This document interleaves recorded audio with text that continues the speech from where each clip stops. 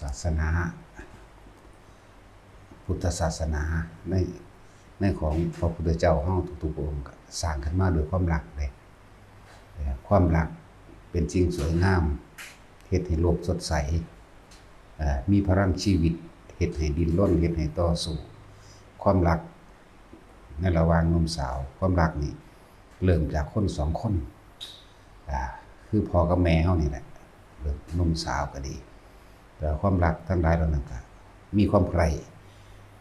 ในรูปรสกลิ่นเสียงสัมผัสอารมณ์ความรู้สึกในความดีพอใจ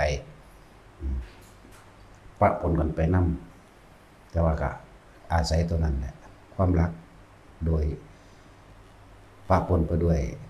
รสแห่งกามไปพร้อมเอง ว่าความรักเริ่มจากคนสองคนอบอุ่นปรารถนาหวังดีซึ่งกันและกันอยากอยู่ใกล้อยากพูดจาอยากพากันไปมองหันมองนี้แต่ว่าไปด้วยกันนั่นแหละ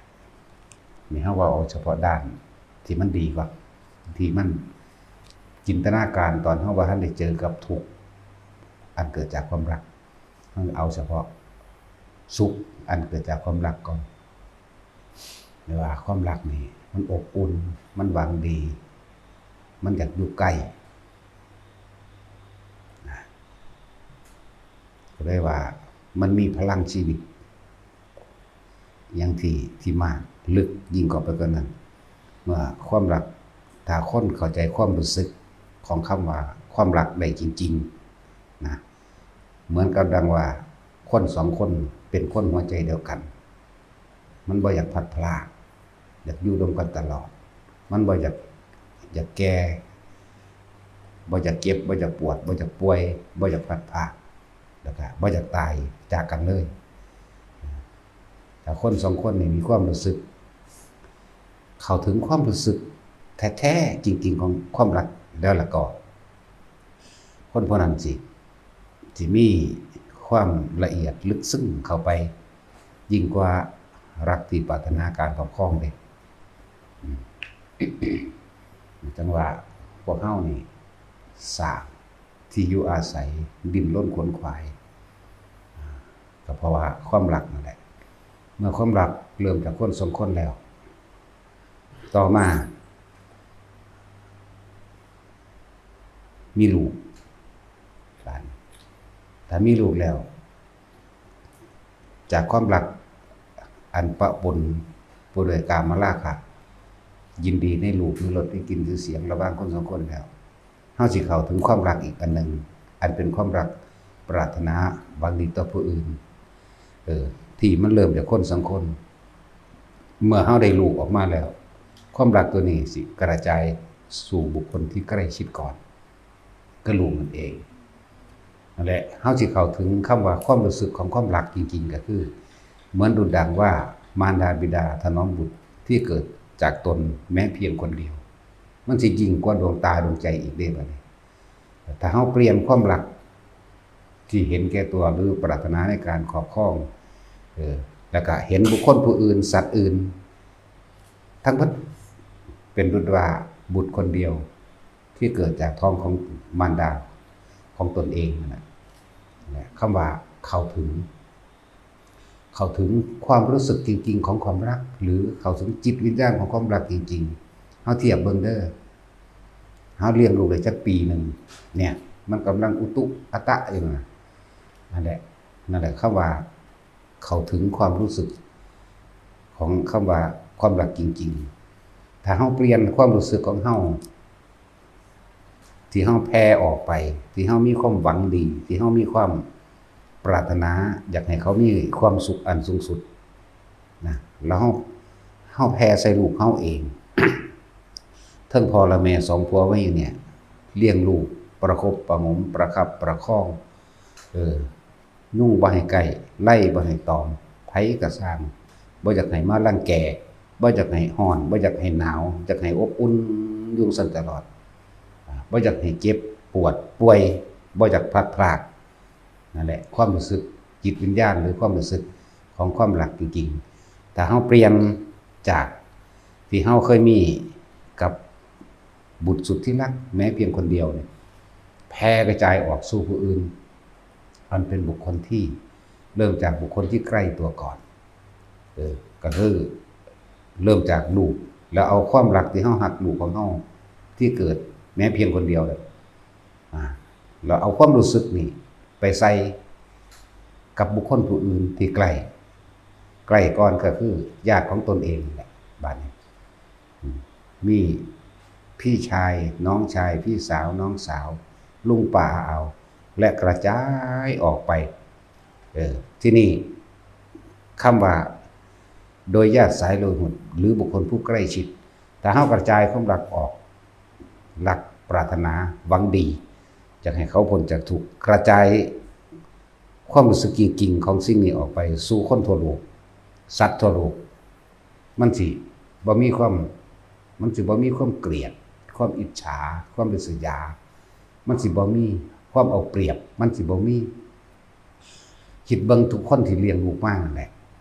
มันมีแต่ความปรารถนาและหวังดีอยากให้เขาอยู่ดีมีสุขอยากให้กินอิ่มอยากให้นอนหลับบ่อยากให้เจ็บให้ไข้ให้ป่วยเลยเอาความรู้สึกตัวนี้ที่เฮามีกับลูกเฮาทั้งสองผัวเมียนั่นแหละแล้วกระจายสู่คนทั่วโลกได้ความรักตรงนี้เกิดกลายเป็นคำว่าเมตตาเกิดกลายเป็นว่าเมตตาถ้าผู้ใดเข้าถึงเมตตาจริงๆนะมันบ่ลำเอียงเลยเมตตาจริงๆแต่ก็เลยอยากเปรียบเทียบให้ทุกคนลองคิดถึงที่เฮาหักลูกเฮาเองผู้แรกลูกผู้แรกที่เฮามีความหวังดีความปรารถนาให้เขาเป็นสุขบ่ให้จักให้เจ็บให้ปวดให้ร้อนให้หนาวบ่มีการเอาเปรียบมีแต่แนวสิขนขวายและแสวงหามาให้นี่นะนี่แหละถึงว่าเปรียบเทียบความรู้สึกตรงนี้เข้าไปให้เบิ่งเด้อแล้วเฮาสามารถ บ่เลือกแม้นบุคคลทั้งเบิดเลยตลอดทั้งสัตว์แต่ว่าทั้งมนุษย์และอมนุษย์เสมอภาคกันนั่นแหละทั้งคำว่าเมตตาหรืออัปปมัญญาพรหมิหารจะเกิดกับคนผู้นั้นได้ส่วนมากมันอยากไปทางลำเอียงเพราะเป็นญาติลำเอียงเพราะเป็นบุตรลำเอียงเพราะเป็นเพื่อนลำเอียงเพราะเห็นแก่ประโยชน์มั่งลำเอียงเพราะหลายๆอย่างคำว่าเพราะว่าเนี่ยถ้าเฮาว่างจิตในลักษณะว่าเหมือนกับเฮาหักลูกของเฮาเองที่เลี้ยงเขามาในเพียงแค่ปีเดียวนี่อ่านเบิ่งมันปีเดียวมันกำลังหัดอยู่หัดย่างร่วมความร่วมงายตุ๊ไปนั่นแล้วใส่ความรู้สึกนี่กระจายออกสู่กับทั้งมนุษย์และอมนุษย์สัตว์ทั่วโลกเลยนั่นแหละเฮาสิเข้าถึงคำว่าเข้าถึงความรู้สึกของคำว่าความรักจริงๆแล้วก็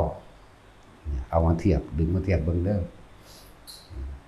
เฮาสิบ่สั่งไผเลยเฮาสิบ่เอาเปรียบไผเลยเฮาสิบ่ไปทำลายไผเลยบ่ทำลายบ่อิจฉาผู้ใดสิว่างคิดได้แบบนั้นนั่นแหละต้องบอกว่าแต่ละคนเฮาก็เพื่อสิให้ถึงจุดนี้แหละแต่ละคนเลยเมื่อมีเปลี่ยนจากความรักมากลายเป็น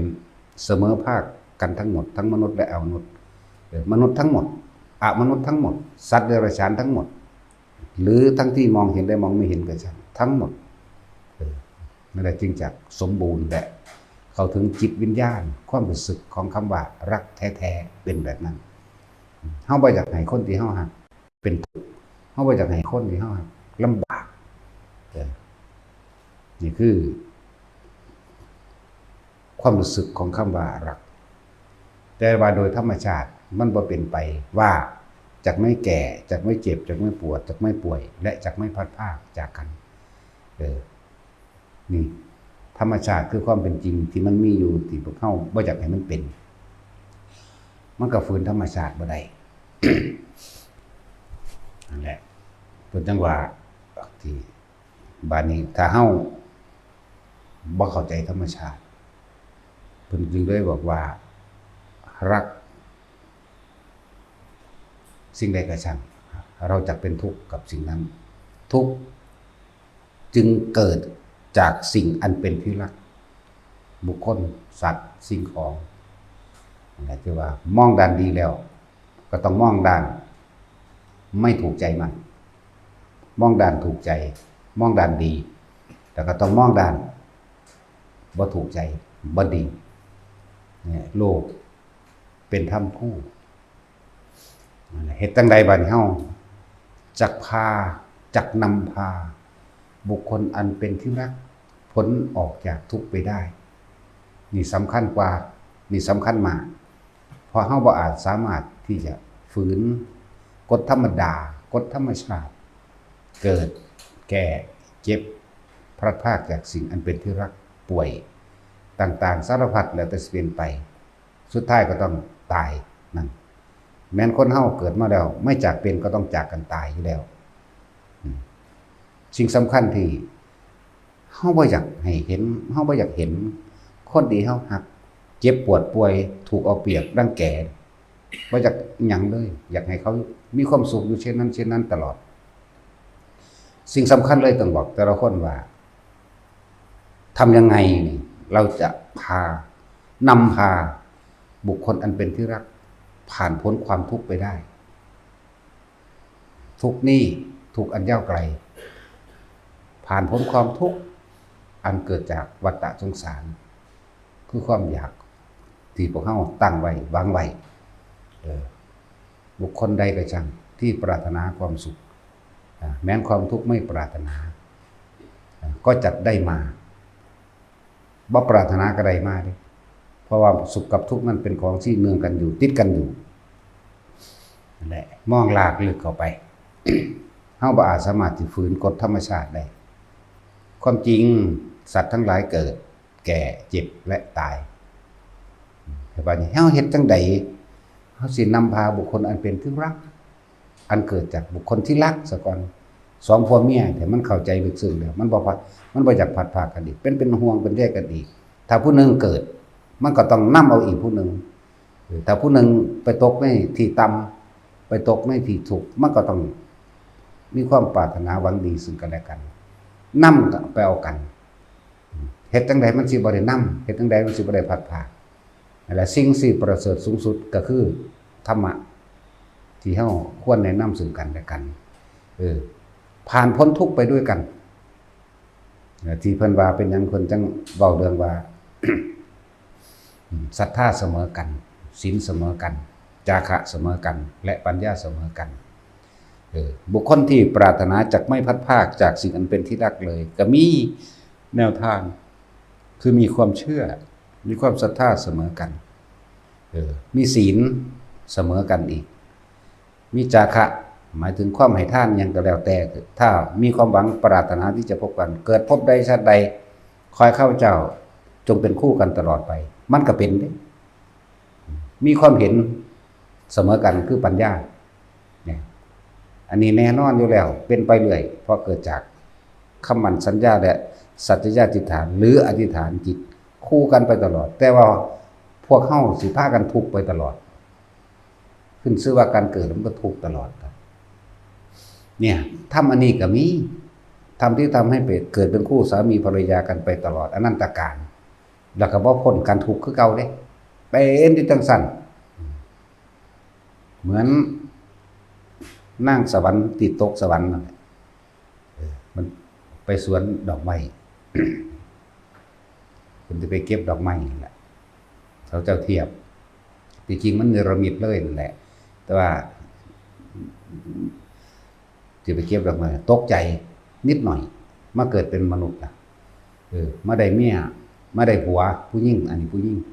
มาได้ผัวเป็นกษัตริย์อายุ80 ปีตายได้ลูก2 คนแต่ว่าเวลาคนผู้นั้นตอนมีชีวิตอยู่เริ่มต้องรู้จักความใดให้ทานรักษาศีลบ่เคยผิดศีล5ตลอดปัดกวาดถูสราตักน้ำตักในถวายแด่หมู่พระสงฆ์องค์เจ้ากระทำการบุญกุศลสิ่งใดก็ช่างขอข้าพเจ้าจงได้กลับไปอยู่กันด้วยร่วมกันกับสามีอีกมีแต่ว่าจังสี่ล่ะ อายุ80ปีตายก็ขึ้นไปพอดีในมื้อนั้นสิพากันไปไหว้พระจุฬามณีพระอินทร์ถามว่าเมื่อกี้นี้เธอไปไหนมานั่นชั่วขณะเดียวเมื่อกี้นี้เธอไปไหนมาอ๋อเมื่อกี้นี้นั่นน่ะหม่อมฉันจุติเจ้าค่ะอ้าวจุติเหรอนี่แล้วเป็นยังไงชีวิตการเป็นอยู่บอกได้ไปเป็นเมียกษัตริย์ได้ลูก2 คนแต่ว่ามีความปรารถนาว่าจะเป็นภรรยาของท่านตลอดไปก็ได้เป็นเนี่ยขนาดมาเป็นมนุษย์แล้วความสัญญาประวัติตันติในใจมันก็ยังเกิดก็เลยอยากไปเกิดเป็นอยากได้ผัวผู้เดียวนั่นแหละ นี่เป็นอดีตชาติของพระพุทธเจ้าเฮาเองเนี่ยสมัยเพิ่นเป็นพระอินทร์สมัยนั้นจะอินก็ว่ามันก็มีเมีย4แต่ว่าขึ้นไปนำกัน3ส่วนนางสุทธมานางสุทธมาเวลาหมู่พวกคณะตลอดทั้งผัวเพิ่นน่ะนายมคะนี่ก็คือพระพุทธเจ้าเฮาในสมัยนี้ทำบุญทำการกุศลหยังก็แล้วแต่เพิ่นก็เข้าใจว่าเพิ่นเป็นมีส่วนอยู่แต่ว่าใจมันบ่น้อมเข้าไปเต็มที่เวลาเขาถามว่าให้รีบหน่อยเนี่ยท่านมาคะกำลังไปว่าบ่เป็นไรดอกสามีของเราทำเราก็จักได้บุญด้วยเราก็โมทนาสาธุอยู่เพราะว่าความเป็นหลงไหลในความงามของตนแต่งโตจังสั่นจังซี่อยู่หลงไหลแต่ว่าแต่ความเป็นผู้มีรูปร่างหน้าตาสวยงามหมู่เขาตายไปสวรรค์เบิดไปสวรรค์สันดาวดึงเป็นพระอินทร์แล้วนั่งวิสาขานั่งสุทธัมมานั่งยังก็ขึ้นไปเบิดแล้วจนนั่งตลอดทั้งนั่งพิมพ์ผ้าเนี่ยขึ้นไปเบิดแล้วเหลือแต่นั่งสุชาดาผู้เดียวไปเกิดเป็นนกกระย่างขาวนั่นแหละเราสรุปว่านกกระย่างขาวตอนคือนางสุชาดาสุชาดาสิมาถวายเขามาทุปยาตในศาสตร์นี้นั่นแล้วจังสั่นแหละ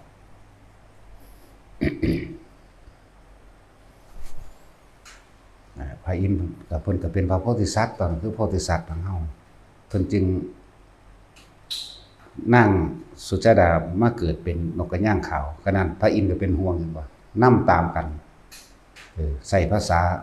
ใจใส่กันให้รักษาศีล5เด้อแล้วปรารถนาไปอยู่กับเรานั่นมันก็เฮ็ดนำแม่นบ่นี่เพิ่นนำเอากันแบบนี้นั่นแหละคือความรู้สึกของความรักเป็นห่วงกันเพราะอยากให้ตกทุกข์ได้ยากเหมือนกันกับเฮาหักลูกเฮาที่เกิดมาแต่เพียงผู้เดียวเหมือนกันมันห่วงมันหาเด้เลี้ยวซ้ายแลกขวาแล้วอ้าวไอ้สุชาดาไปทางใดนั่นแหละไปเห็นแล้วเอ้าไปเกิดเป็นนกกระย่างขาวจังว่าอยู่คุณอายุมันยืนเด้คิดพ่อข้าวเดียวมันเท่าไรปีแล้วก็มีเด้เหมือนแบบเมื่อกี้นั่นแหละคิดพ่อข้าวเดียวเอ้าไปเป็นนกกระย่างขาวอายุ8-9 เดือนแล้วมันใหญ่เร็วได้สัตว์นกปอมแต่ก็ล่ะนี่แหละก็เลยมานํเอาเพิ่นก็เลยตั้งจิตตามคำของพระอินทร์นั่นแหละนางสุชาดาแต่ปีนั้นค่ะมันก็มีเครื่องทดสอบนำเด้ฝนดีปลาบ่อื่นบ่อยากอยู่แต่ว่ามันบ่เป็นมีปลาตายกินตัวเองก็เลยต้องอดอาหารเพราะว่ารักษาศีลจนตายบ่ขาสัตว์มีอยู่แค่นั้นแหละกินกับกามอันอื่นบ่มีดอกแต่ว่ากันด้วยความตั้งใจรักษาศีลอาจารย์คิดว่าหากข้าพเจ้าตายทั้งในครั้งนี้ขอได้ไปเกิดอยู่กับท่านพี่องค์อินนั่นแหละจังซั่นแหละนี่เขาจะเป็นห่วงกันเหมือนดุจดังว่าเป็นห่วงบุตรสุดที่รักที่เกิดแต่เพียงผู้เดียวนํกันแบบนี้แหละแล้วจังว่าถามแต่ละคนว่าถ้าเฮามีคนที่เฮาฮักอยู่แล้วเฮ็ดจังใดเราจะพาบุคคลอื่นเป็นที่รักข้ามผ่านความทุกข์ไปด้วยกัน โดยไม่ต้องกลับมาทุกข์อีกโดยไม่ต้องมาหากันอีกโดยไม่ต้องมาห่วงกันอีกโดยไม่ต้องกลับมาเกิดมาแก่มาเจ็บป่วยแล้วก็ตายจากกันอีกนั่นแหละนี่คือความรักของพระโพธิสัตว์เป็นแบบนี้เพิ่นสามารถว่างจิตกระจายออกบ่มี คำว่าลำเอียงรักผู้อื่นเสมอตนรักตนเสมอด้วยผู้อื่นเสมอกันเบิดในระหว่างที่เขาถามเพิ่นว่าระหว่างพระอราหุลกับเทวทัตพระเจ้าข้าเนี่ยพระองค์นั้นรักใครมากกว่ากันเท่ากันใช่ไหมขนาดนั้นเด้เท่ากันไม่มีความแตกต่างระหว่างราหุลกับเทวทัตโอ้มันมาธรรมดาเลยพอเขาเฮ็ดจังสันใดบ่บุเนาะต้องใดบ่ได้มันไปบ่ได้เข้าใจว่าล่ะคำว่าอุเบกขาเมตตากรุณามุทิตาแต่อย่าลืมก่อนหนึ่งสุดท้ายสำคัญมากคืออุเบกขานั่นแหละเป็นความรักที่เป็นความร้ายครับบอลความรักที่เป็นความร้ายเพราะสาโลกมนุษย์เขาว่าฉันรักเธอคิดถึงเธอเป็นห่วงใยกับเธอจังนั้นอย่างนี้ความรักที่เป็นความร้ายสำหรับคนที่ปรารถนาการครอบครองไว้สนองแค่เพียงแค่ตัณหาแห่งตนความรักนั้นจึงกลับกลายเป็นความร้ายได้ เมื่อบ่ได้ดังใจเมื่อเขาบ่เฮ็ดไปตามที่ตัวเองบอกความโกรธย่อมเกิดขึ้นความรักก็ย่อมเกิดขึ้นมีการถกเถียงด้วยถ้อยคำที่หยาบคายรุนแรงเพื่อที่จะให้เขามาเอาใจตัวเองนั่นไม่ใช่ความรักแต่เป็นความเห็นแก่ตัวนี่เขารักตัวเขาเองจากบ่ล่ะรักในลักษณะนั้นความรักลักษณะคือความเห็นแก่ตัวไม่ใช่การแบ่งปัน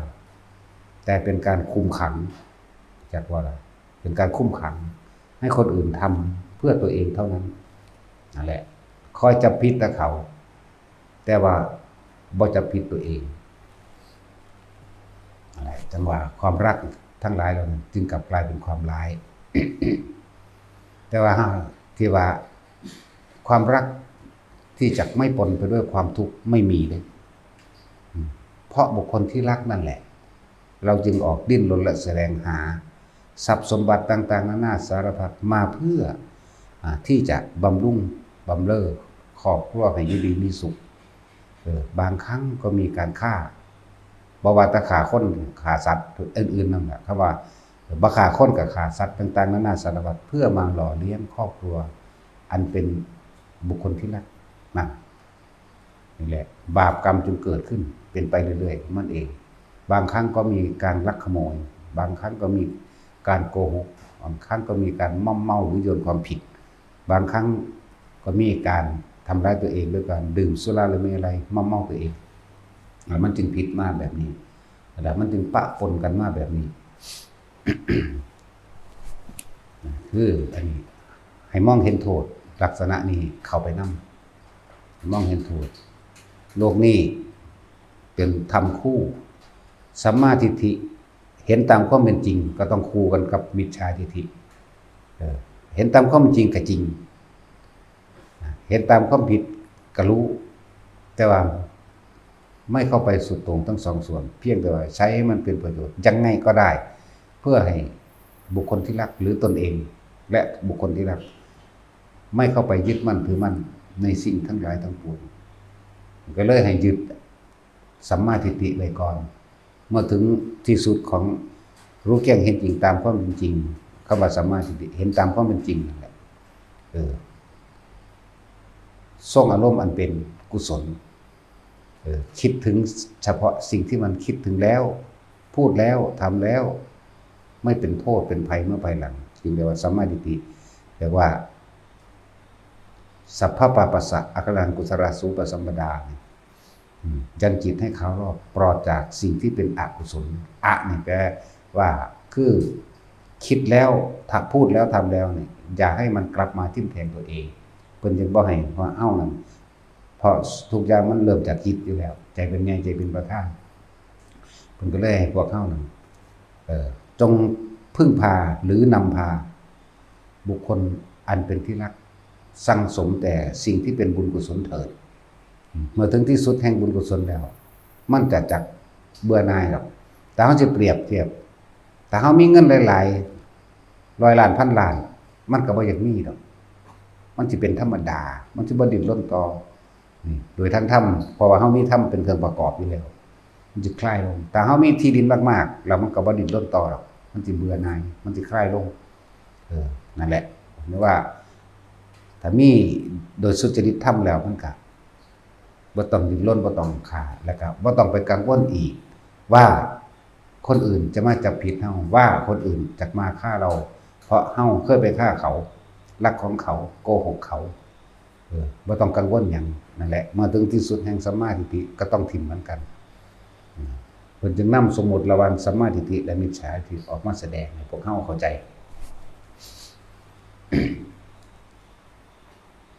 ทั้งเบิดนี่แต่เฮามารวบรวมแล้วนะทุกเกิดขึ้นจากสิ่งอันเป็นที่รักแต่ว่าที่สำคัญว่าเฮ็ดจังได๋บัดนี้ก็เฮารู้แล้วเฮาเข้าถึงความรู้สึกของความรักได้แล้วทำยังไงจะพาบุคคลอันเป็นที่รักข้ามพ้นทุกข์ไปด้วยกันได้นี่ตัวนี้สำคัญนั่นแหละถ้าหากกันอีหลีก็ต้องพากันคิดแต่เรื่องที่มันเป็นสัมมาทิฏฐิตามความเป็นจริงนั่นเองสั่งสมแต่บุญกุศลมีการให้ทานมีการสวดมนต์มีการชักจูงชักชวนไปในทางที่มันเป็นบุญเป็นกุศลนั่นแหละเฮ็ดไปนี่เฮาสิบ่กังวลในเรื่องบาปกรรมต่างๆเฮาสิบ่ไปกังวลกับมันสองคนตีคู่กันบัดนี้นั่นแหละถ้าสิพูดถึงเรื่องผัวเรื่องเมียที่จริงมันแม่นช้างเท้าหน้าหรือเท้าหลังแต่ว่ามันเป็นเท้าซ้ายและเท้าขวาเกื้อหนุนกันไปต้องเดินไปพร้อมกันบ่แม่นเท้าหน้าเท้าหลังแต่เป็นเท้าซ้ายและเท้าขวาถ้าเฮารวมคนสองคนเป็นหนึ่งได้นะมันสิเข้าใจอันนี้เข้าใจและเข้าถึงมันสิบ่ตำหนิกันมันสิไปนำกันนั่นแหละศรัทธาเสมอกันศีลเสมอกันปัญญาและจาคะเสมอกันเป็นไปแล้วก็แพร่ความหลักอันเกิดจากคนสองคนนี้แพร่กระจายไปคนไกลที่สุดคนที่มีลูกก็ใส่ลูกและให้ทุกคนน้อมนำตอนที่เฮาหักลูกเฮาคักๆร่องกระจายความรู้สึกนี้ไปสู่บุคคลผู้อื่นอันไม่ใช่ญาติและก็ตลอดทั้งสัตว์อื่นพอได้นั่นแหละความสบายใจแต่ขึ้นชื่อว่าเบียดเบียนทำลายข่มเหงรังแกเอาเปรียบสิบ่มีเป็นในหนึ่งของคำว่าเป็นนัยยะหนึ่งคำว่าศีลเฮาสิบ่ทำลายเบียดเบียนผู้ใดผู้หนึ่งให้เสียชีวิตและทรัพย์สินเลยเด้นี่บ่มีเลยทั้งคนและสัตว์นี่บ่มีถ้าสองคนนี่ตีคู่กันไปแล้วกระจายความรู้และความรู้สึกนี่ออกใส่ผู้อื่นได้กระจายกันไปคำว่าสมาธิมันก็เกิดขึ้นจิตมันก็ตั้งมั่นในความดีคำว่าปัญญาพอเฮาฮู้แล้วเห็นแล้วว่ากรรมต่างๆบ่มีผู้ใดตกแต่งตัวเราตกแต่งเองไม่ว่าร้ายและไม่ว่าดีนี่การกระทำต่างๆล้วนแล้วเกิดจากตนเท่านั้นไม่ใช่คนอื่นกระทำให้นี่คำว่าปัญญาก็ดีมันเห็นโทษต่างๆแล้วในการกระทำผิดนั้นเห็นคุณของการทำถูกตามความเป็นจริงนั่นเองที่ไม่รังแกเบียดเบียนคือทำถูกอันใดก็ช่างที่ว่าไม่รังแกเบียดเบียนทำร้ายให้ผู้ใดผู้หนึ่งเสียชีวิตและทรัพย์สินตลอดทั้งคนและสัตว์หรือทั้งมนุษย์และอมนุษย์ร่วมกันจังสิสมาธิจิตมันเลยตั้งมั่นข้าว่ามันตั้งมั่นคือมันบ่หวั่นไหวบ่กังวลว่าเราเคยไปฆ่าเขาเราเคยไปลักของเขาเขาว่าเขาบ่ว่าแต่เฉพาะฆ่าสัตว์หรือฆ่าคนบ่มีเลยบ่เคยเป็นหลักบ่เคยเอาเปรียบบ่เคยรังแกบ่มีแก้วเล่ห์มันยาเล่ห์เรียบบ่ต้องกังวลเรื่องใดเลยมันเลยจิตมันก็ตั้งมั่น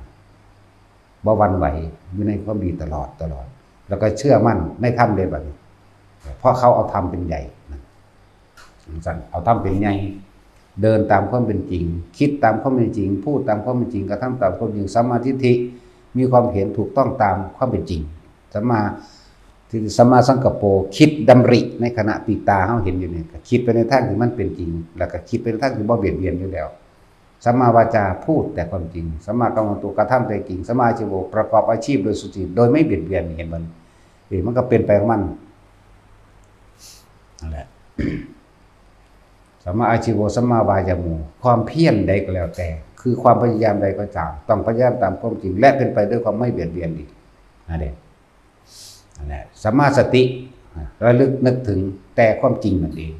มันก็เกิดเป็นสัมมาสมาธิเองเมื่อถึงสัมมาสมาธิเนี่ยสัมมาวิมุตติก็เกิดขึ้นนั่นแหละมันจะเป็นไปของมันหรอกจะเรียกว่าถ้าเฮาเฮ็ดได้อันนึงเพียงอันเดียวคำว่าโพธิปัจจิยธรรม37อย่างเฮ็ดอันเดียวสะเทือนรอบกันเบิด37อย่างมีหยังสติปัฏฐาน4สมปัฏฐาน4อิทธิบาท4อินทรีย์5พละ5โพชฌงค์7มรรค8ถ้าเฮาเฮ็ดแต่มรรค8อันเดียวนี่มันก็เวียนวนเข้ามาสู่ตัวเริ่มต้นแรกคือเก่าคือสติปัฏฐาน4เนี่ยคนมันต้องมีสติอยู่ในตัวเองเนี่ยมันจะเฮ็ดได้มันก็ตัวเดียวมันคุ้มเบิดแล้วเด้ก็ว่าสติเลยนี่คุ้มไปสัมมาจนถึงสัมมาสติแล้วเนี่ยสัมมาทิฏฐิสัมมาสังกัปปะวาจากัมมันโตอาชีวะวาจโมสติเนี่ยมันก็หมุนเข้ามาหาสติมาสมาธิมันเด้มักไม่ต้องแปลกถึงคุ้มไว้เบิดคุ้มไว้ทั้งเบิดก็ว่าได้เฮ็ดอันใดอันหนึงก็ได้ทั้งเบิดนั่นแหละใน37อย่างมันว่าเป็นบ่ว่าสิเป็นสติปัฏฐาน4สัมมาปัฏฐาน4อิทธิบาท4อินทรีย์5พละ5โพชฌงค์7มรรค8รวมอยู่ในนี้เบิดนี่เว้าโดยอัฏฐพยัญชนะเว้าโดยหลักสูตรนะเฮาอาจจะบ่เข้าใจก็ได้ถ้าเว้าไปในลักษณะว่าพระปริยัติเฮาเอาของจริงโดดจังบ่ต้องไปเรียนมันทุกคนสิเข้าใจความรู้สึกของคำว่าความรักบ่เด้อบัดหักลูกเจ้าของแต่ลำพังเพียงผู้เดียวประมาณใดลองรักผู้อื่นเหมือนกับรักบุตรของตัวเองมีผู้เดียวเนี่ยลองเบิ่งต้องกระจายความรู้สึกนี้ออกไปเฮาสิกล้าทำลายไปอยู่บ่ลูกน้อยๆได้ปีนึงปีกว่าๆจังสิเอาแค่ปี2ปีนี่เทียบมองมันสุดยอดคักแล้วสุดยอดแห่งความรักสุดยอดแห่งความห่วงหาสุดยอดแห่งความปรารถนาให้เขาอยู่ดีมีสุขสุดยอดไปแล้ววางอนาคตให้เขาอย่างดีไว้แล้วนี่ถ้ามันใหญ่ขึ้นมาเรื่องๆก็ยังว่าอย่างหนึ่งถ้ามันได้ทำงานก็อย่างหนึ่งแต่ว่ามีความห่วงเหมือนเดิมคนที่เป็นพ่อเป็นแม่น่ะจะรักลูกแม้ลูก80ก็สร้างแม้นเขาสิมีความร่ำรวยกว่าตัวเองก็ตามแต่ความรักความห่วงใยยังมีเหมือนเดิมนั่นแหละลองถ่ายทอดความรู้สึกนี้สู่บุคคลทั้งหลายและสัตว์ทั้งหลายเสมอภาคกันนั่นแหละเมตตากรุณามุทิตาและอุเบกขาสมบูรณ์มุ่นพองจิตผู้ใดว่างแบบนี้ได้พระอรหันต์ล่ะเข้าใจว่าล่ะก็เป็นพระอรหันต์ได้เลยล่ะมันบ่ต้องทำลายผู้ใดเราเด้นั่นน่ะแน่มันมีแต่ความอยากให้มันมีแต่ความอยากปกป้องคุ้มครองมันนั่นแหละแต่สุดท้ายมันก็ว่างคิดเป็นการได้อีกมันเลยรักเสมอกันเบิดทุกอย่างคนที่ทรงพรหมวิหาร4เป็นแต่ว่าฝึกเอาแต่ละคนมันจะค่อยๆคืบคลานไปเองหรอกในอานาปานสติรวมเบิดอยู่ในนี้แล้วอานาปานสติก็เริ่มต้นจากสติปัฏฐาน4แน่กายเวทนาจิตธรรมสัมมาปัฏฐาน4ที่มันเป็นปัฏฐานหมายถึงว่าตั้งใจในความเพียรเห็นบ่เพียรอันนี้อิทธิบาท4ฉันทวิริยะจิตตวิมังสาแน่ก็มีความพอใจในการที่ฝึกหัดปฏิบัติในกายเวทนาจิตนี่แหละนั่นแหละอินทรีย์5กำลังแห่งศรัทธาบ่ว่าสิเป็นทั้งกายก็สร้างบ่ว่าสิเป็นทั้งใจก็ตามพละ5เมื่อมีศรัทธาเป็นปกติธรรมดาแต่ว่าถ้าเฮาฝึกตนเองไปเลยศรัทธานั้นมีกำลังกล้าความเพียรพยายามในการฝึกหัดเป็นขึ้นไปเองโดยอัตโนมัติพร้อมเด้เพิ่นเลยเอิ้นว่าพละ5ศรัทธาพละ มีกำลังวิริยะพละมีความเพียรกล้ามุ่งมั่นไปอีกสติก็มีกำลังไปอีกพละสมาธิไปอีกปัญญาอีกหมุนเข้าไปหากันเองดอกนั่นแหละพละ5อยู่ในโพชฌงค์7คือเก่านั่นแหละแน่กสติธรรมวิริยะสติสมาธิแหน่มันก็ไหลเข้าไปหาฮอดอุเบกขากึกเหมือนกันแล้วก็มักมีองค์8คือเก่า นี่เฮ็ดอันนึงสะเทือนถึงกันเบิดเหมือนกันกับร่างกายเฮาถ้าว่าหัวนี่ก็เป็นส่วนหนึ่งของร่างกายถ้าว่าตาก็เป็นส่วนหนึ่งร่างกายเนาะเพราะว่าตีนก็เป็นส่วนหนึ่งของร่างกายแม่นบ่ล่ะจักสิว่าอันใดแน่ถึงมันสิแยกซื่อแต่ว่ามันก็เป็นอันเดียวกันมันกับกายเฮานั่นแหละว่าทุกคนลองเอาความรู้สึกตัวนี้ความรู้สึกเหมือนเรารักลูกของเราเองคนบ่มีลูกเฮาหักผู้ใดมากที่สุดเอาความรู้สึกในกว่าเฮาเรารักคนมากที่สุดในกันกล้องกระจายออกใส่บุคคลทั่วไปนั่นแหละคนบ่มีลูกมีพ่อมีแม่ให้หักอยู่ดอกแต่บ่มีลูกบางคนที่มักผัวเพียงผู้เดียวหรือมักเมียอยู่เพียงผู้เดียวก็ลองกระจายความรู้สึกนั้นออกไปเบิ่งนะเฮาเห็นกี่โป่งเฮาจะฆ่ามันอยู่ถ้าว่ามันเป็นดุจว่าลูกของเราจะฆ่าอยู่บ่หรือสิกี้กินเสียปนบ่ตัดสินเจ้าลองกระจายลูกนี่เปรียบเอาแบบลูกน้อยมีแต่ผู้เดียวถ้าลูกหลายนั่นเอาไว้สักก่อนอย่าเพิ่งไล่ไปจักว่าลองเฮาเลี้ยงลูกน้อยผู้เดียวสิเกิดขึ้นเป็นคนแรกสักก่อนเราความรู้สึกที่มันเต็มที่ของมันว่างอนาคตให้ลูกไปล่ะจังซั่นแล้วเอาความรู้สึกรักลูกพี่เดียวแค่อายุปี2ปีนี่เอาสิกล้าอยู่บ่ในการไปทำลายสิกล้าอยู่บ่แต่ว่ากล้าเพราะปัญหามาคิดย้อนทำร้ายผู้อื่นก็คือทำร้ายตัวเองนั่นเหมือนกันกับเฮาไม่อยากให้ใครมาทำร้ายลูกของเราแบบว่าทั้งสั้นตัวนั่นแหละถ้าเข้าใจคำว่าธรรมะแล้วก็ดีธรรมะมันมีอย่างที่เฮาต้องฟังแต่ว่าฟังคือคิดเอาเองก็บ่ได้อีกแต่ว่าเฮาบ่แม่นผู้รู้คือพระพุทธเจ้าเพิ่นนำความจริงออกมาแสดงมาตลอดจังว่าเป็นที่น่าอัศจรรย์เริ่มต้นตั้งแต่เพิ่นได้รับพุทธธรรมนายมานี่แล้วน่าอัศจรรย์นางสุมิตาอีกเป็นหยังจังปรารถนาคน2คนเฮ็ดเป็นหัวใจดวงเดียวได้แบบหัวใจดวงเดียวแบ่งปันความรักหากผู้อื่นปานลูกเจ้าของมันตังเงิดบ่ล่ะแต่จังว่าพวกเฮาจะทั้งเห็นคุณของพระพุทธเจ้าแล้วก็เห็นโทษของตนพอแต่เพิ่นก็เว้าเลยทุกเกิดจากสิ่งอันเป็นที่รักแม่นบ่ล่ะบัดนี้เพราะว่ามันเที่ยวประคองกันดึงกันไปเพราะเขาจะเข้าถึงความรักตัวนั้นตัวจริงก็เลยล่องให้ทุกคนเทียบให้ทุกคนเอาความรู้สึกของตัวเองไปเทียบใส่หักลูกผู้แรกที่มันเกิดมานั่นแหละไปทางใดความคิดก็ยังกังวลหาอยู่แม่ว่าล่ะโดยเฉพาะพวกผู้หญิงแต่ผู้ชายมันมองไกลกว่านั้นแต่ผู้หญิงมันจุกจิกอยู่แต่ว่าก็ถือว่าเป็นความรักอันละเอียดอ่อนปราณีตของผู้หญิง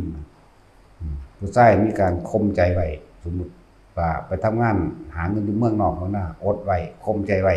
ย่านครอบครัวบ่อยู่ดีมีสุขย่านลูกบ่มีอยู่บ่มีกินย่านอนาคตเขาบ่ดีแต่ความจริงมันก็มีความอ่อนโยนอยู่ในหันเด้ในความเข้มแข็งมันย่อมมีความอ่อนโยนและอ่อนไหวในหันเหมือนกันนั่นแหละทั้งมีความอดทนไปพร้อมผู้หญิงอ่อนโยนและอ่อนไหวอยู่แต่บ่อดทนปานใดปากไว้ก็เพราะว่าความรักนั่นแหละยังก็ดีก็เพราะว่าปกป้องนั่นแหละหรือว่ามีคนมารังแกลูกถ้าสิเว้าเรื่องโลกปุถุชนทั้งหลายลูกพี่ลูกน้องรังแกกันเอื้อยกับน้องเกิดมานำกันพ่อแม่เดียวกันแกยังผิดกันได้เพราะหยังเพราะความรักแม่นบ่ล่ะลูกเอื้อยลูกน้องเอื้อยกับน้องตอนบ่ทันได้มีครอบครัวก็ฮักกันดีเป็นห่วงเป็นใยกันดีแต่ว่าอยู่เป็นครอบครัวไผมันแล้วลูกกับลูกเอื้อยลูกน้องมันมาตีกันย่อมเข้าข้างลูกของตนนั่นแหละมีความโกรธเกลียดชังลูกน้องผู้นี้โกรธเกลียดชังลูกเอื้อยนี่ปุถุชนเป็นจังซั่นเด้แม่นบ่ล่ะเกิดมาด้วยกันแท้ๆมันก็ยัง ที่แย่งชิงทรัพย์สมบัติแบ่งปันแผ่นดินกันมูลมรดกแย่งกันขนาดลูกพ่อแม่เดียวกันนี่ก็แย่งเพื่ออย่างก็แย่งเพื่อไว้ให้ลูกของตนเด้นั่นบ่ล่ะแย่งเพื่อไว้ให้ลูกของเจ้าของนี่แหละทั้งที่เป็นเอื้อยน้องกันมานำกันนี่บ่ว่าหญิงบ่ว่าชายนะอันนี้เอาหยังขนาดเป็นเด็กน้อยนี่ 2-3 ปีไปตีกันมันก็ยังเครียดให้ลูกเอ้ยลูกน้องกันเข้าใจว่าล่ะนี่เพราะว่าหยังก็เพราะว่าความรักลูกของตนนั่นแหละเพราะความรักลูกของตนแย่งชิงแผ่นดินกันที่ฆ่ากันตายมากที่สุดนั่นบ่แม่นผู้อื่นเด้ญาติตัวเองฆ่าแย่งชิงมูลมรดกแผ่นดินตนเองผู้อื่นเขาบ่พอสิฆ่ากันคักปานนั้นดอกก็มีอยู่หังหน่อยไม่เหมือนกับลูกมารดาบิดาเดียวกันเอาเป็นเอาตายพวกนี้ธรรมดานั่นแหละแย่งก็แย่งไปให้ลูกนั่นแหละมันแย่งไผดอกคนมีลูกเวลาด่าลูกตีลูกกูยันสุบ่มีกินซั่นดอกว่าดิเนาะเฮ็ดมานี่อดเอาอดออมทุกสิ่งทุกอย่างประหยัดหลายอย่างก็ว่าเพื่อลูกนั่นแหละทุกข์เกิดจากสิ่งอันเป็นที่รักแต่ฮู้ว่าทุกข์มันเกิดจากสิ่งอันเป็นที่รักแล้วจงพาบุคคลอันเป็นที่รักก้าวข้ามพ้นจากทุกข์ในวัฏสงสารไปด้วยกันเถิดนะพากันเข้าวัดฟังธรรมฟังได้แล้วก็ปฏิบัติไปนำตัวกันประคับประคองกันเหมือนเฮาไปหาเงินหาทองมาไว้ให้มันนั่นแหละเป็นซั่นแหละแต่ว่ายังว่าแต่เฮาบ่เริ่มต้นพากันเข้าไปฝึกหัดจังซี่สิไปเริ่มยามใดล่ะสิเว้าเรื่องของกรรมกันตั้งหากอย่างหนึ่งเราเรื่องของกรรมก็คือว่าถ้าเฮาเป็นผู้นำแม่นบ่จงนำพาบุคคลอันเป็นที่รักเพื่อให้ก้าวผ่านความทุกข์ไปด้วยกันก้าวผ่านในวัฏสงสารไปด้วยกันก็เฮาเป็นผู้นำเฮาก็ต้องนำไปก่อนอันเรื่องว่าเขาจะทำไม่ทำก็เป็นเรื่องของเขาอันนี้ก็อย่างหนึ่งเพราะว่าสัตว์โลกเป็นไปตามกรรมคือการกระทำของเขาเองถ้าว่ากระทำของเขาโดยจิตเจตนาความคิดจึงไม่อาจสามารถที่จะบังคับกันได้เหมือนร่างกายเฮาบังคับผู้อื่นเฮามีกำลังกว่าเฮาก็บังคับเขาได้ชนะได้จังซี่แต่ว่าอาจสามารถบังคับจิตใจเขาได้หลายๆอย่างที่พวกเฮานำมาพิจารณาแล้วถ้าจะพ้นจากตนก็ต้องจำใจทุกสิ่งทุกอย่างตัดอะไรจากบุคคลที่รักออกไปให้ได้เพราะเห็นความจริงเพราะเห็นทุกข์เพราะเห็นหลายๆอย่างที่เฮาบ่อาจสามารถที่จะเฮ็ดให้เขาได้เพราะว่าเขาต้องทำเอาเองมันสิบ่คือกันเด้กับพระโพธิสัตว์พระพุทธเจ้ากับนั่งอันนี้แหละพิมพานั่นแหละสำหรับพวกเฮาก็คำว่าปล่อยวางกับปล่อยปละละเลยกับคนละอย่างเฮาก็มีอยู่บุคคลอื่นเป็นที่รักมีลูกมีพ่อมีแม่และเพื่อนฝูงผู้เคยมีบุญคุณต่อกันหรือครูอาจารย์เคยมีบุญคุณต่อกันการแนะนำสิ่งที่ดีที่สุดให้เพราะว่าการให้ทานอันสูงสุดก็คือให้ธรรมะเป็นทานนั่นแหละชื่อว่าให้หนทางแห่งอมตะมหานิพพานส่วนเขาจะทำหรือไม่ทำก็เป็นเรื่องของเขานี่ตัดเอาเฉพาะตนบัดนี้ตัดออกมาเฉพาะตนพ่อแม่เฮามีอยู่แนะนำพร่ำสอนคือกันบ่แม่นว่าพ่อแม่สิเหนือกว่าตลอดเข้าใจบ่ล่ะพวกใดที่เรียกว่าอวิชชาบุตรหรือลูกผู้มีสติปัญญามากกว่ามารดาบิดาจึงเรียกว่าอภิชาติบุตรถ้าผู้ใดเป็นอภิชาติบุตรก็ต้องเอาธรรมะนี่แหละมาเป็นเครื่องนำของคำว่าอภิชาติบุตรเอาความจริงนำไปแสดงถ้าเพิ่นบ่รู้ก็นำอันนี้แหละการที่ทดแทนบุญคุณพ่อแม่มารดาบิดาทั้งหมดได้ก็คือแนะนำให้เข้าสู่พระรัตนตรัยหรือให้เข้าถึงความจริงใ ให้เข้าถึงความจริงน้อมเข้ามาสู่สัมมาทิฏฐิได้บุญคุณนั้นก็ขาดหายเองยิ่งเพิ่นบรรลุเข้าสู่โสดาบันนั้นขาดกันเลยบัดหมายความว่าบ่ตกข้างซึ่งกันและกันนั่นแหละบ่ตกข้างเพิ่นก็มีทางไปของเพิ่นแล้วพอคนสู่สัมมาทิฏฐิตลอดทั้งเอาธรรมเป็นใหญ่ใดเนี่ยเป็นเรื่องที่ใกล้แล้วซึ่งพระนิพพานหรือถึงเลยก็ได้ในชาตินั้นๆเด้นั่นแหละจึงว่าสัมมาทิฏฐิจึงเป็นสิ่งที่สำคัญมากมีความเห็นถูกต้องตามความเป็นจริงนะอธิบายมาตลอดและอธิบายซ้ำก็ได้ครับเขาสัมมาทิฏฐิโอ้ธรรมชาติเป็นของนี้มันเป็นแบบนี้เนาะเนี่ยนั่นแหละเขาก็สิว่างค่ายความเห็นผิดต่างๆเห็นผิดแต่เก่าก่อนเฮาเคยขอร้องอ้อนวอนจุดธูปจุดเทียนตลอดทั้งการทำพิธีต่างๆในการบูชายันถวายของผีเจ้าผู้ตาต้นไม้ภูเขาพญานาคหรือสวดอ้อนวอนต่างๆเพื่อให้พระเจ้าตลอดอินพรหมทั้งหลายดลบันดาลความสุขให้เฮาความสมหวังของเฮายศถาบรรดาศักดิ์ลาภยศอำนาจให้เฮาบัดนี้เฮาเห็นตามความจริงแล้วว่าไม่อาจสามารถที่จะกระทำได้ถิ่มออกทันทีเลยทุกอย่างย่อมเป็นไปตามความจริงหมายถึงบ่เชื่อในสิ่งเหล่านั้นอีกแล้วเหลือแต่ความจริงล้วนๆเดินตามไปแล้วสัมมาทิฏฐิมันเกิดแล้วนั่นแหละมันก็เป็นสิ่งที่ไม่ไกลเพราะว่าเฮาเอาทำเป็นไงเอาความจริงความจริงอย่างว่าสัตว์โลกเป็นไปตามกรรมเนี่ยก็เป็นความจริงเอาความจริงว่า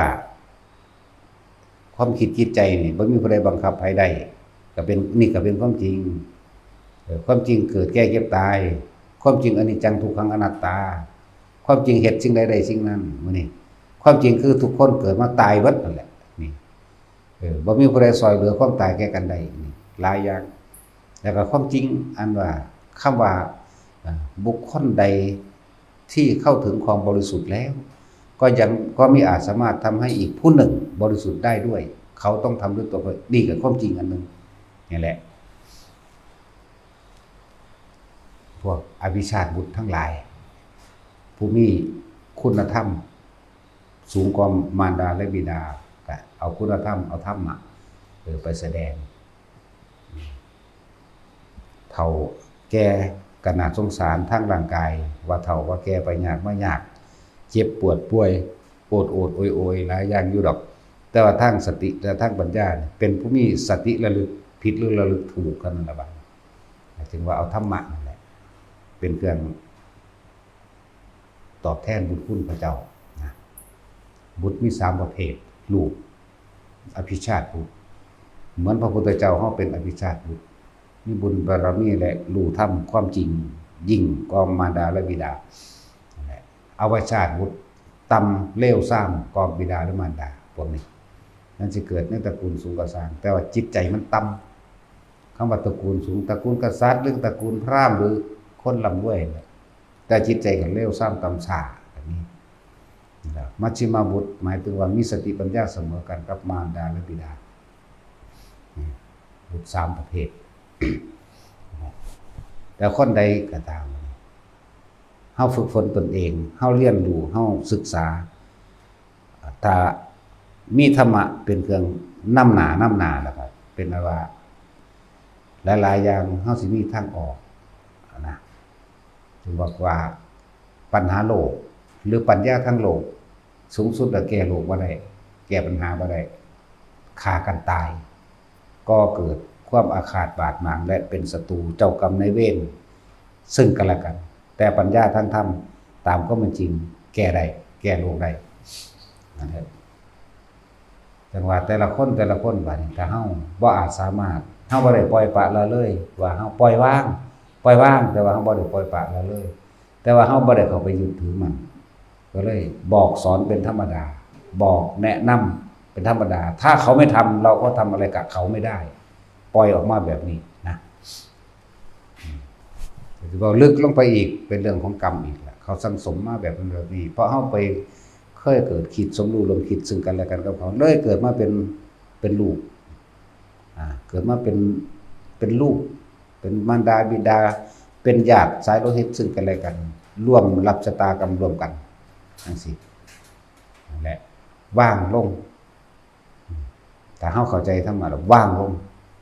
วางมันลงเฮาบ่ไปอาจสามารถที่ไปแก้ไขสิ่งใดๆทั้งโลกได้ฉะนั้นจนแก้ไขตัวเองนั่นแหละว่าให้ทุกคนเห็นทุกข์เกิดจากสิ่งอันเป็นที่รัก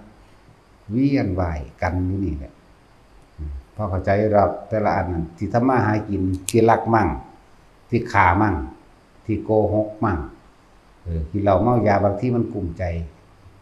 มั่งหลายอย่างก็พอเกิดจากสิ่งอันเป็นที่รักคือบุคคลนั่นแหละดับต้นเลยเด้แต่เฮาเห็นโทษของมันระลึกนึกถึงโทษของมันหลายๆอย่างเพื่อให้เกิดความเห็นตามความเป็นจริงจริงว่าเจ้าของกำลังยึดมั่นถือมั่นกับสิ่งนั้นจึงเป็นทุกข์ล่ำไปแต่ว่าถ้าทุกคนมั่นคงหรือเข้าถึงจิตวิญญาณความรู้สึกแห่งความรักจริงๆก็ต้อง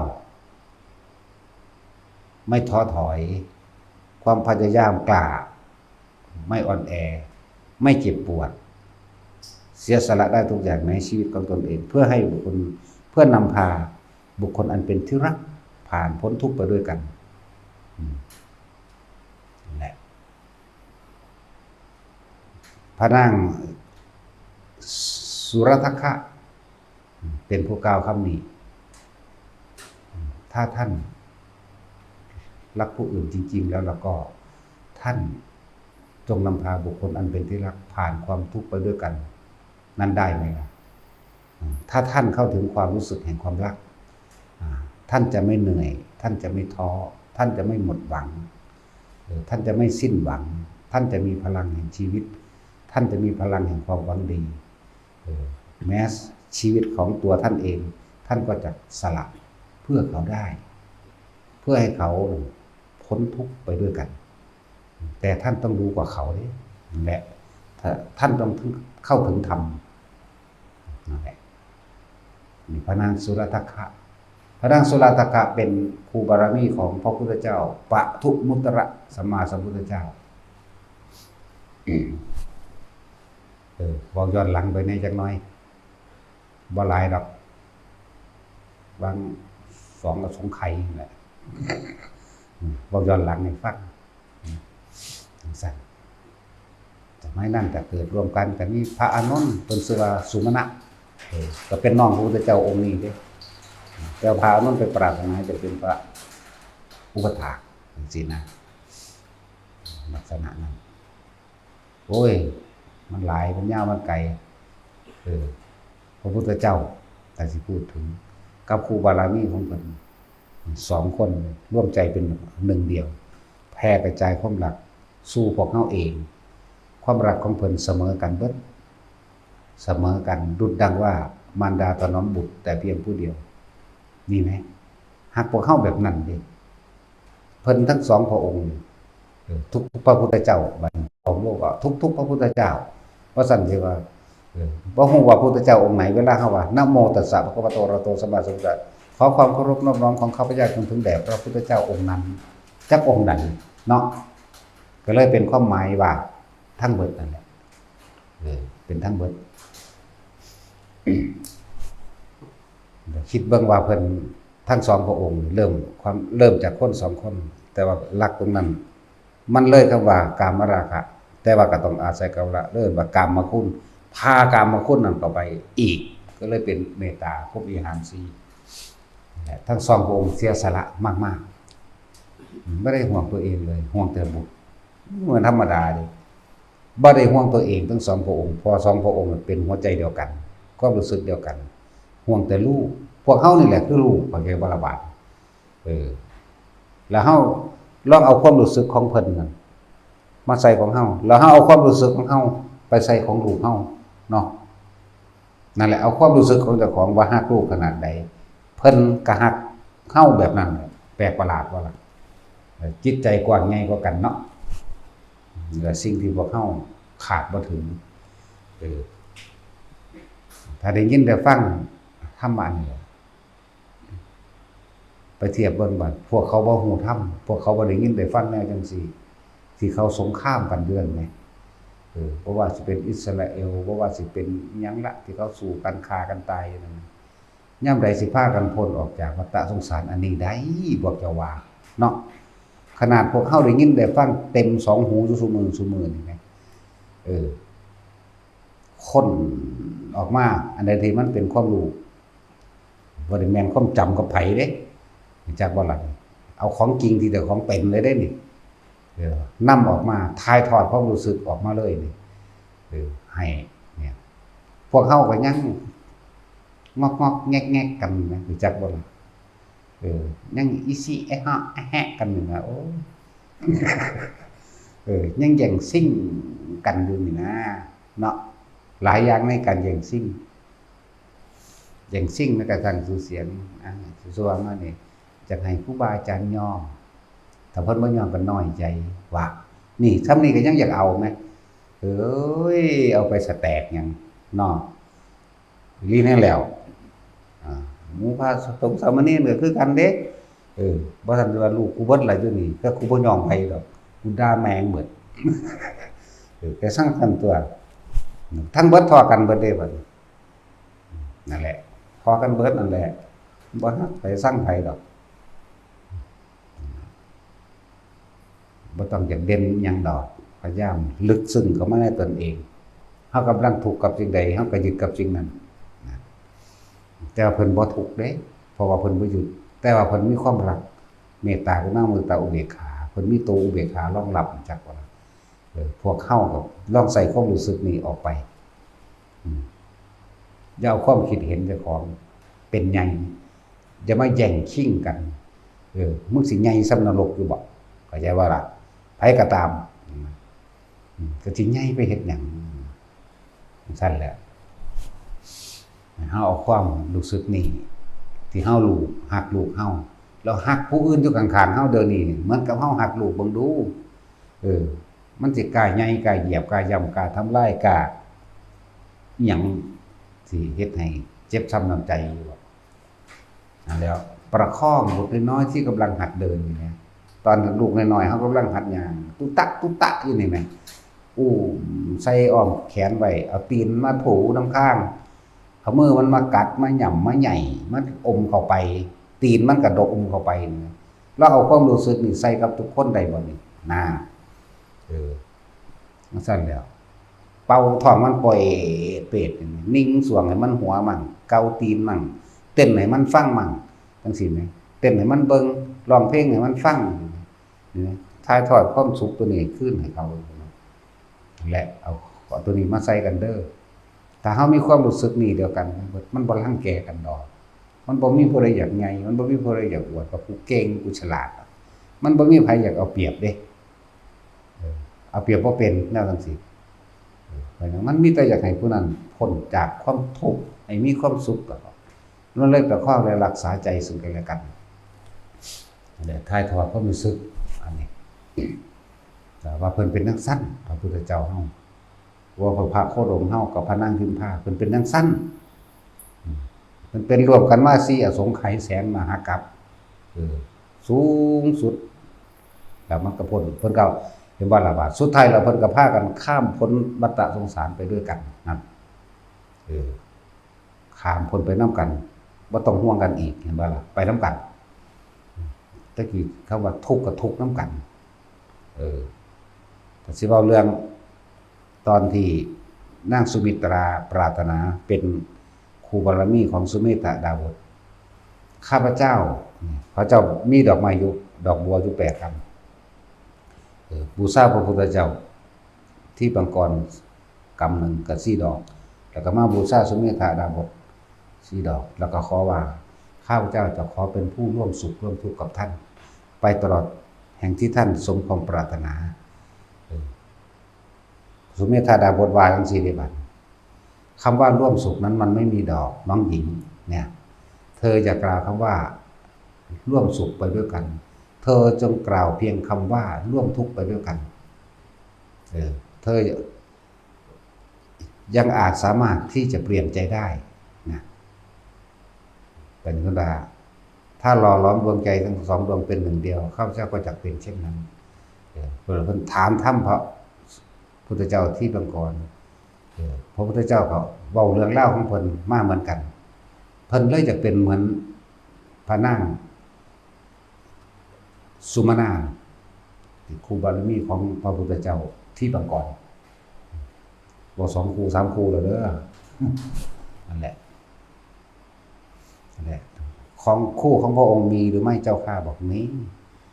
เธอก็ใจเด็ดเดียวอาจหารเพิ่นก็เว้าเรื่องให้ฟังพอดียิ่งปรารถนานักเก่าๆอีกถ้าฉะนั้นข้าพเจ้าขอกล่าวคำตามความเป็นจริงของสุเมธาแล้วข้าพเจ้าจะขอเป็นผู้ร่วมทุกข์ไปกับท่านบ่ได้ว่าร่วมสุขจากบ่ล่ะจะร่วมทุกข์ไปกับท่านจนถึงที่สุดแห่งทุกข์เท่านั้นแหละแล้วเขาจะเว้ากันเรื่องของพระพุทธเจ้าที่บังกรกับนางสุมาณาเรื่องของพระพุทธเจ้าปทุมมุตระกับนางสุรทัคคะเรื่องของพระพุทธเจ้าพระโคตมะกับนางพิมพาแล้วเฮาลองเอาความรู้สึกของเขาเจ้ามาใส่ความรู้สึกเฮานะผู้ยันบ่แม่นแต่คนอยู่ในนี้ตั้งแต่แนมตีนแนมมือกันหยิบขนมน้ำถาดผ้าเขามันก็สูงใส่กันแล้วเนาะ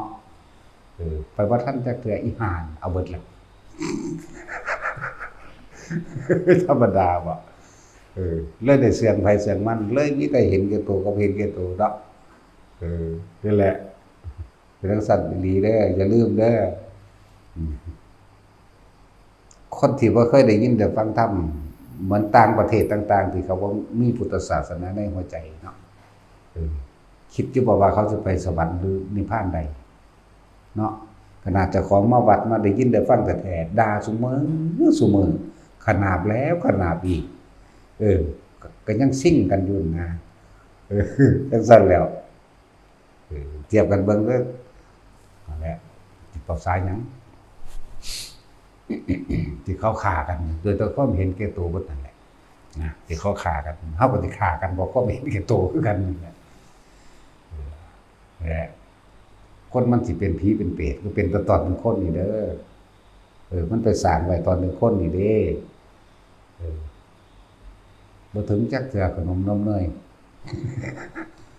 เหี่ยกลางทางก็มีไม่จักว่าล่ะจังซั่นแล้วผู้บ่ได้กินก็มีผู้เอาไปหลายๆมีโอกาสเอาข้อมูลก็มีเนาะนั่นแหละกินไปตายซื่อๆสิเอาไปยังกระดอเนาะกินแค่อิ่มบ่ได้บ่นะบ่เวลาพระเพิ่นสิใส่ของใส่อิหยังแต่ละเพิ่นมีสติระลึกตามความเป็นจริงและตามความเหมาะสมทุกเมื่อเด้ปฏิสังขารโยนิโสบิณฑบาตังข้าพเจ้าจักฉันอาหารนี้นะเพื่ออยากอัตภาพที่เป็นไปเหมาะสมควรแก่การบำเพ็ญสมณธรรมเด้ความหมายใส่ผ้าก็เหมือนกันเพื่อป้องกันร้อนกันหนาวเหลือบและยุงเพื่อความเป็นไปและเหมาะสมกับสมณธรรมเพื่อปิดบังความละอายเด้นี่ที่อยู่ก็เหมือนกันเสนาสนังป้องกันหลบร้อนแดดฝนเพื่อบำเพ็ญสมณะได้ความเป็นไปแห่งสมณะเด้อันนี้ยังมีแอร์บ่อยู่แล้วถามหาโอ้ยบ่มีพัดลมฮ้อนโลดโอ้ยหาลังอีมันคักแล้วบ่มีเน็ตโลด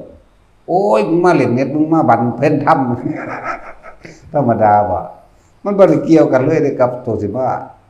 ประพฤติธรรมเนาะบ่มีเน็ตเห็นมั้ยอยู่บ่ได้ไปไกลๆซะอีห่ามึงอยู่ใต้ภาคพุ่นปานนั้นว่าฮักเขาเนาะเรื่องสั่นตัวหักแมงได้แล้วนั้นอุเบกขาตัวอยากว่าบ่มีเน็ตอยู่บ่ได้ชีวิตมันเกิดกินเน็ตนั่นบ่ดอกโอ้ยผู้ชายก็คือกันเกิดมามึงเกิดมากับอันนี้บ่สั่นแล้ว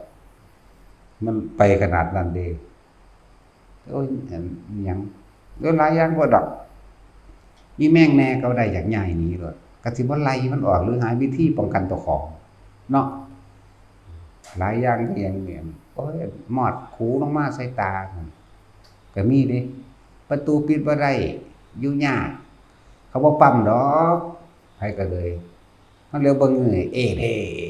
อยู่หนังท้องเตะเสะอยู่ให้กันเลยย่ำยางก็อุดหูดไปหน้าท้องเฮ้ย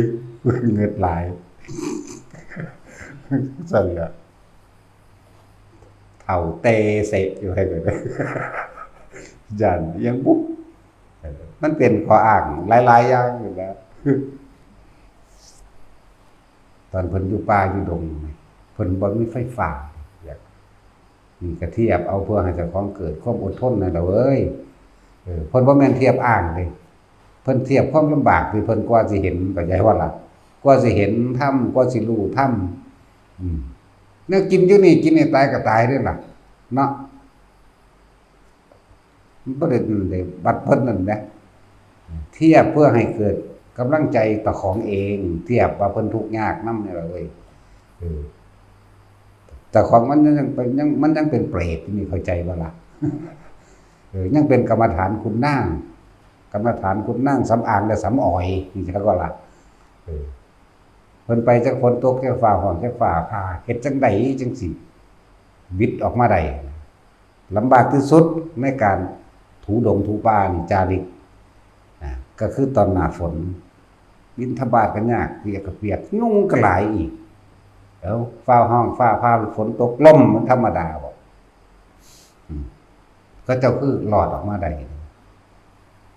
บ่ได้ไปกินข้าวซุมื้อแบบนี้เด้ออันนี้กินมื้อละ100เทื่อก็ได้กินมั่งบ่กินมั่งเอาไปเอามาข้านกินหลายกินแมงออกไปเลยก็มีได้ล่ะเขาเจ้าเจ็บท้องปวดหัวก็เป็นบ่ตัวแนวนั่นล่ะเขาเจ้าหังบ่เอาเซาะ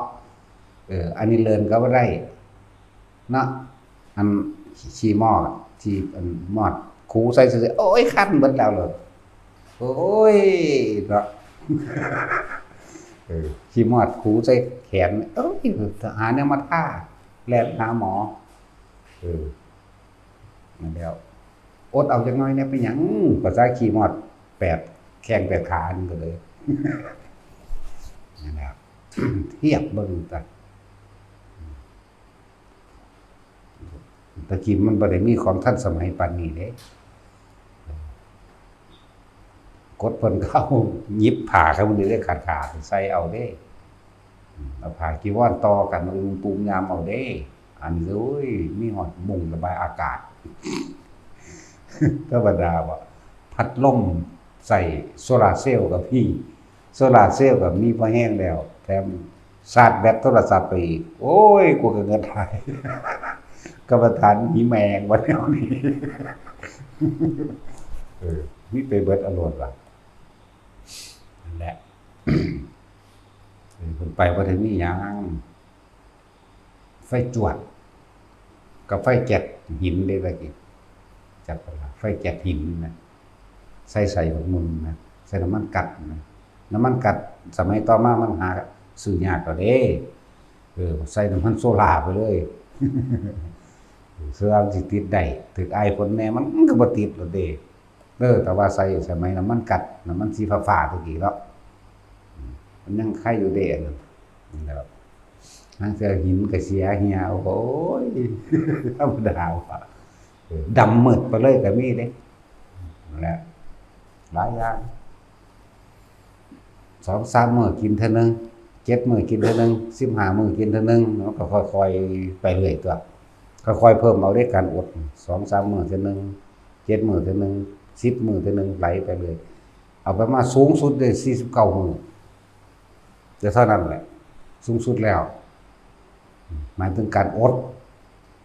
แต่มันไม่ได้อดดอกเพราะความเพียรมันกล้าจากว่าล่ะ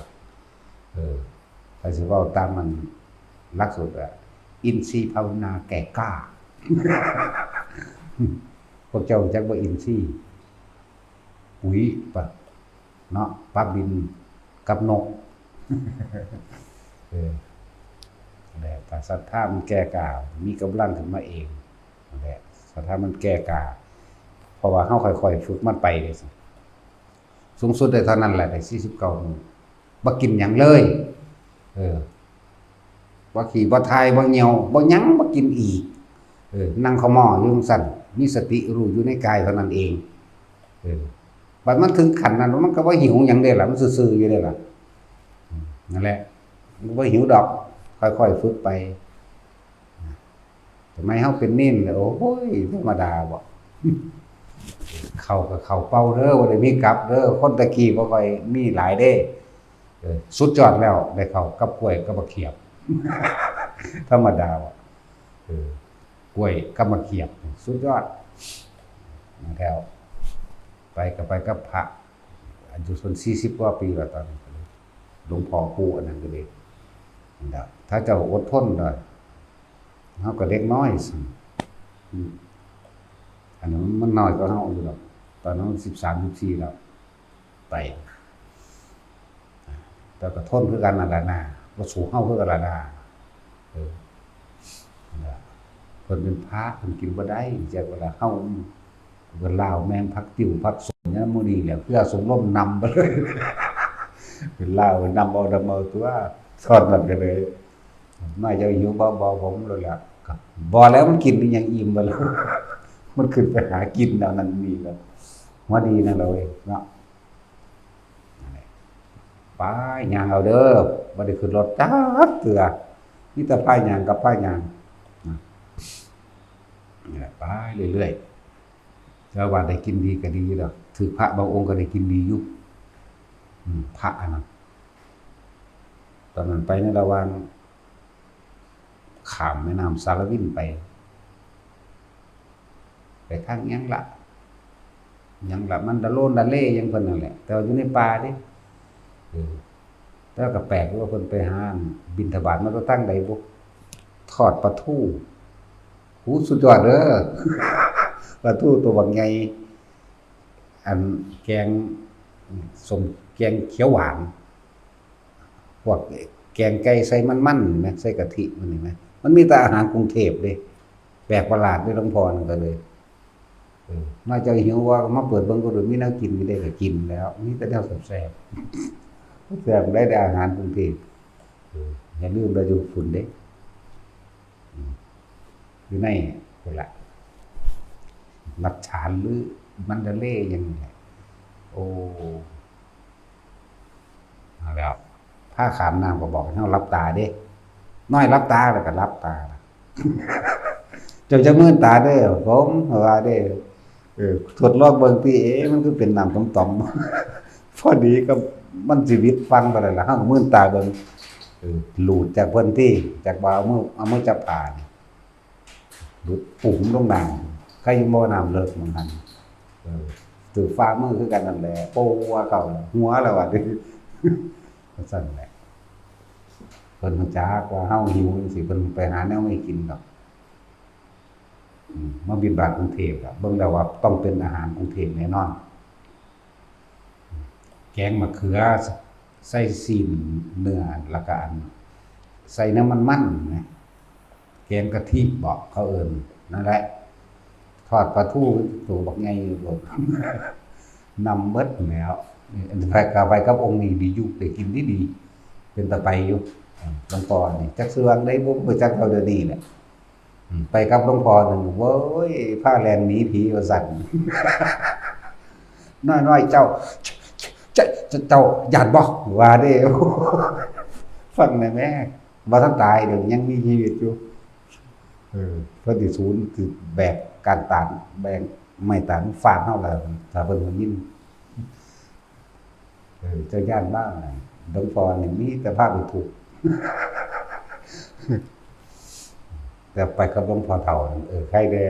ได้กินได้แนวแซ่บๆนั่นแหละ